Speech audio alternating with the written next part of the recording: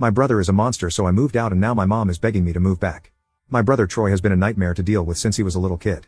He curses at and calls our mom Diana, her first name. I think a big reason for this is because Troy's dad isn't in his life and my mom really hasn't handled it in the best way.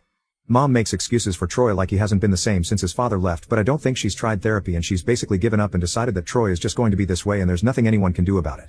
My mom tells lies to hide how bad things actually are with Troy. I think she's in denial herself and it's her coping mechanism to avoid being too overwhelmed with the situation. Because it's not as if Troy acts any better in front of people outside the family.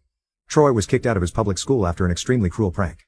But she's told people that she started homeschooling Troy because she realized that gifted kids need to lead their own education.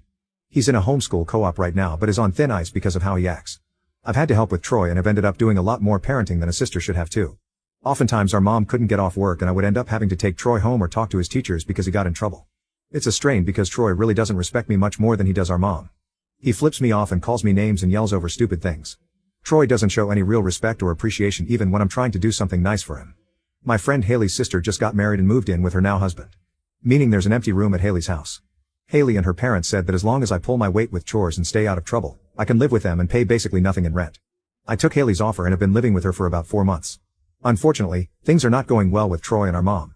She told me that she can't handle Troy on her own and begged me to come back home because she needs help with him.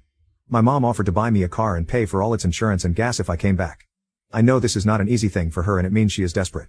I told my mom that I was sorry but I like my current living situation and don't want to go back to Troy's chaos and disrespect. I told my mom that I loved her but she said I was breaking her heart and she accused me of not even caring. I feel awful because I know my mom is desperate and she can't handle Troy. But he doesn't respect me and I can't deal with him either.